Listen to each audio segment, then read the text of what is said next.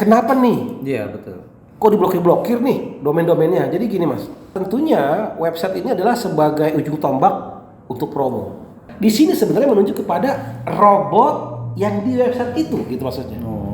Di website ke pusat entitas yang diblokir itu maksudnya. Paket investasi dengan pola penjualan robot trading. Nggak tahu juga robot trading itu ada apa tidak, ya kan? Bukan robot tradingnya mas, bukan mas. Okay. Sebenarnya konsep daripada skemanya itu yang diblokir oleh Bapepti.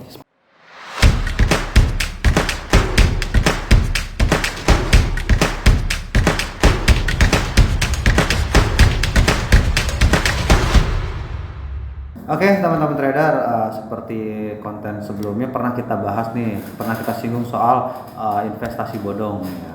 Dan akhirnya saat ini Bapepti melakukan pencegahan sebelum terjadinya kerugian yang lebih tinggi lagi ya, lebih banyak lagi. Bisa dijelaskan nggak sih Pak Ben 5 fakta pembuktian kalau investasi itu dinyatakan investasi bodong? Ya, di sini gini, Bapepti ini masih dalam pencegahan ya, karena memang istilahnya belum terbentuknya sebuah fakta material yang lengkap ya. Butuh ada 5 fakta material mas, disebut investasi itu bodong. Kenapa? Karena pada saatnya kata istilah bodong, ilegal, fraud, penipuan itu sama saja. Intinya sebuah sistem atau fakta data yang palsu yang sebenarnya dibuat untuk tujuan menipu. Ya, karena tanpa adanya ini pihak masyarakat itu tidak mau, istilahnya mereka ditipu dengan sebuah pemalsuan data atau fakta. Itu dulu. Ya, artinya memang ada sebuah pemalsuan data ya untuk tujuan menipu. Itu dulu ya, tujuan fraud. Nah, di sini saya ada 5 fakta yang sudah saya susun di sini sebenarnya. Yang pertama, pelaku ini bisa perorangan ataupun sebuah entitas perusahaan ya, harus memberikan keterangan palsu sebagai fakta material. Gitu dulu. Maksudnya apa? Keterangan palsu sebagai data material. Nah, ini gini. Contoh. Hasil trading sudah profit nih, Mas. Ya kan? Sudah profit nih. Ya kan? Mungkin dibikinlah sebuah diambil data yang mungkin kayak fakta asli mungkin ya. Misalnya data member yang sudah profit. Ya kan? Sudah profit tuh. Memang itu member yang profit. Namun, apakah profitnya asli atau palsu? Belum tentu. Memang di akunnya profit, Mas. Tapi apakah itu fakta itu faktual begini? Misalnya Mas sudah profit nih, punya akun di broker lokal nih. Profit $1.000. Itu asli apa palsu? Asli. Asli lah. Kenapa asli? Karena saya mengalami bisa di withdraw hari itu juga kan? Betul. Tanpa ada syarat-syarat kan Mas? Betul. Bisa kan? Iya, bisa. Bahkan bisa katakan di bawah jam berapa? Di bawah jam 11 profitnya bisa tarik. Iya. Nah, itu sebuah fakta asli. Ini sebuah fakta yang palsu, profit namun nggak bisa ditarik.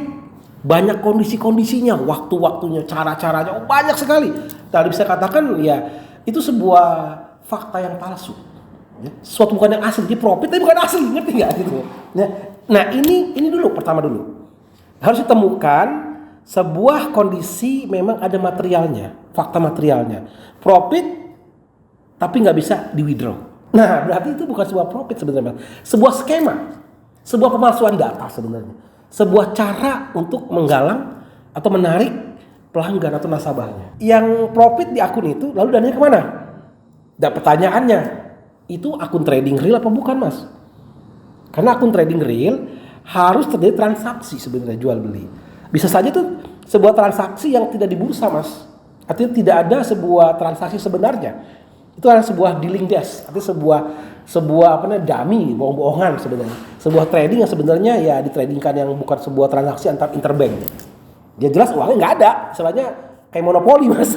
Kayak main monopoli, jadi nggak jauh beda kayak main uang-uangan gitu. Uang tapi uang-uangan. Nah ini dulu, fakta ini harus diungkap dulu. Jadi nggak gampang, nggak mudah untuk mengungkap sebuah investasi bodong. Fakta material bahwa ada pemalsuan. Ya, profit tapi nggak bisa di withdraw, itu pemalsuan, harus dibuktikan sampai istilahnya gagal bayar, tidak bisa membayar. Itu dulu fakta 1. Fakta yang kedua di sini, pelaku harus mengetahui bahwa pernyataan tersebut tidak benar. Artinya pelaku sudah bekerja sama dengan pihak-pihak tertentu termasuk brokernya untuk membuat data-data keuntungan yang tinggi agar calon nasabahnya tergiur, namun bukanlah sepenuhnya keuntungan yang dapat ditarik. Nah, yang tadi seperti itu, Mas. Harus ada pihak-pihak yang mengetahui. Ya, jadi pihak yang ini harus mengetahui, iya benar saya tahu itu sebenarnya datanya memang palsu. Tapi kalau nggak pakai data palsu itu bagaimana cara untuk mengambil nasabah, Mas? Jadi ada pihak lain lagi, ini kan pihak broker nih, pihak broker sudah sebagai induk awalnya menciptakan sebuah akun trading yang palsu. Yang kedua, ada pihak-pihak yang menjaring klien atau nasabahnya. Apa itu PT kah? Ya ini sebenarnya kalau pidana masih bisa ditelusuri. Brokernya harus menciptakan dulu sistem ini. Sistem fraud ini harus dibuktikan dulu. Ya benar. Broker menciptakan sebuah trading yang tidak real yang dapat dimanfaatkan untuk kerjasama dengan pihak-pihak yang istilahnya white labelnya atau grey labelnya, istilahnya marketingnya gitu, Mas. Nah, marketing ini pun sudah tahu itu sebenarnya uang itu nggak real, tapi untuk mengelabui atau memasukkan data biar menarik itu digunakan. Nah, harus ngaku itu. Iya benar saya tahu itu dulu. Ya, itu pertama. Susah nggak? Oh susah. Ya, pembuktian ini justru agak susah. Kenapa? Karena akan berkelit. Oh tidak, itu websitenya bukan website kami katanya. Website kami ya website PT ini gitu loh. Yang itu bukan. Padahal yang itu pun bagian ini juga. Bahkan karyawan mereka pun menjadi member yang mencari member ke bawahnya itu, Mas. Bahkan para leadernya menerima uang itu juga.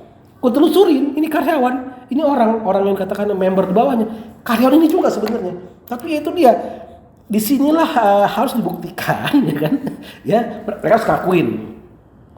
Ya benar, saya ngetahui, ya benar. Nah itu loh, ini aja fakta kedua harus diungkap itu agak susah.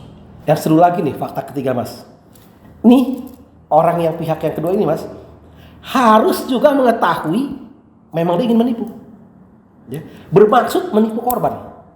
Jadi harus terungkap fakta bahwa pihak kedua ini mengakui memang mereka menggalang dana, membuat website, member, memang tujuan untuk sebenarnya untuk menipu atau mencari tujuan penggalangan dana. Yang tahu, dan mereka tahu sebenarnya uang ini bukan untuk ditradingkan, untuk dipindahkan ke mungkin di aset kripto, Mas. Karena berhubungan aset kripto, perdagangan berjangka itu selalu berhubungan. Jadi gini, mungkin si nasabahnya nggak tahu uang mereka dipikir trading seperti biasa di broker, Mas. Kan? Tapi orang-orang yang di sini di kantor-kantor ini dia tahu sebenarnya penggalangan dana ini bukan untuk trading sebenarnya seperti di broker, tapi dipindahkan menjadi aset kripto. Jadi harus dibuktikan fakta-fakta bahwa pihak-pihak ini memang bertujuan untuk menipu. Dan ini pun fakta ketiga yang susah diungkapkan dan harus diungkapkan. Bisa nggak? Bisa. Dengan cara apa? Nih, leadernya menerima dana nasabah nih. Tanya, dana nasabah kamu kemana ini? Gitu.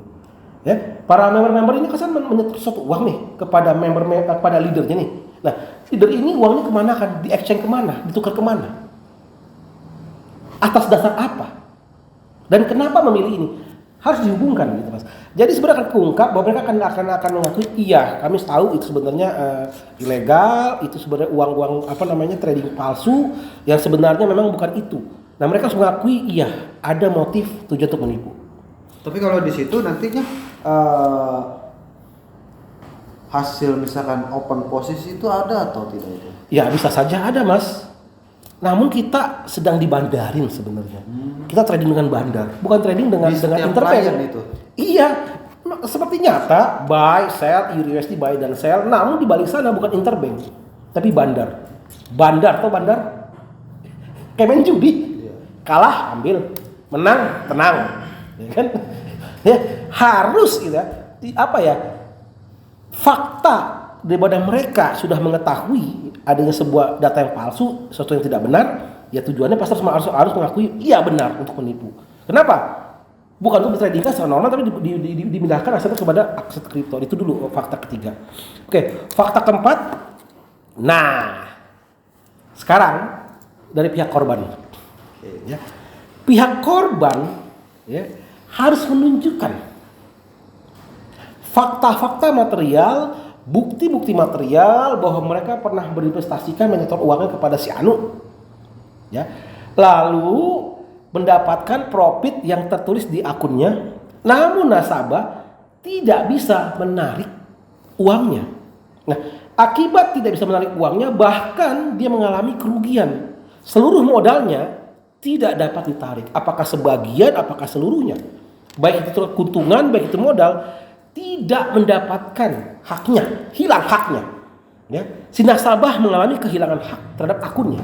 Ya, biasanya Dia nggak punya hak untuk menarik, kayak Mas tadi kan. ya, banyak sih yang ya teman-teman trader yang bertanya kan ke saya, ini floating nih, saya nggak bisa ditarik dananya. Nah, itu dia. Iya.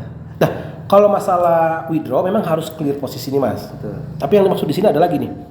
Sudah akunnya profit, tapi tidak punya hak mau withdraw. Kalau Mas tadi bilang jam 11 saya withdraw, langsung withdraw. Iya. Kehilangan haknya. Nah, nasabah harus memberikan fakta material dia telah mengalami kehilangan haknya terhadap hak investasinya yang mengakibatkan kerugian daripada hilangnya profit, bahkan kerugian akibat dari modalnya. Nah, ini dulu. Mudah enggak? Ya, nasabah kadang diem. Ya, itu fakta keempat. Nah, fakta kelima. Oke ya. Nah, fakta kelima ini korban harus sudah mengalami dalam jumlah kerugian yang jelas. Mas, saya sudah setor 1M. Ya. Dan sampai saat ini saya tidak mendapatkan hak saya, apakah pengembalian sisa modalkah? Ya, artinya ada kerugian lalu sisanya berapa? Tidak juga.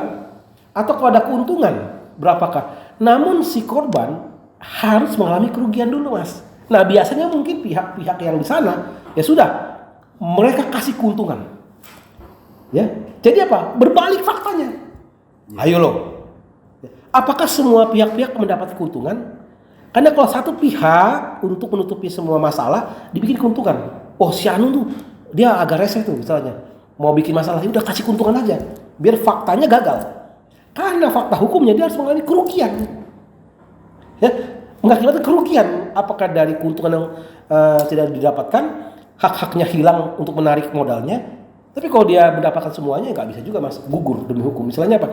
Harus mengalami fakta material di mana korban mengalami kerugian, kehilangan haknya dan macam-macam.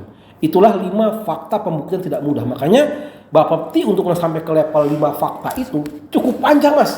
Butuh waktu, butuh sistem, butuh satgas, ya kan? Sekarang ya udah lumayan. Ya, masyarakat dengan ada tindakan pemerintah dengan mencegah seperti ini harusnya menanggapi secara positif. Ya, betul. Ya, jangan terlena. Harusnya mulai waspada, seperti itu sama saya. Mulai bangkit lagi ya. Harus, ya, seperti nggak itu. boleh namanya ada intinya sih lebih percaya kepada Bapepti Iya, sebagai pastilah. lembaga bantuan untuk trader-trader di Indonesia ya. Oke, mungkin cukup saja untuk teman-teman trader penjelasan yang dijelaskan oleh Pak Bernard Situmeang secara singkat ya pastinya. Ya. Untuk teman-teman trader sendiri tetaplah selalu mengikuti alur dari Bapepti dan jika memang bisa trading di broker-broker yang tentunya terdaftar pada Bapepti. Ya. Oke, cukup sekian dari saya. Jika teman-teman trader ada pertanyaan bisa tulis di kolom komentar kami. Jangan lupa like, komen, dan subscribe channel dari PT Platin Profit Internasional. Oke, Pak Ben, cukup sekian dari saya dan akhir salam. Salam profit.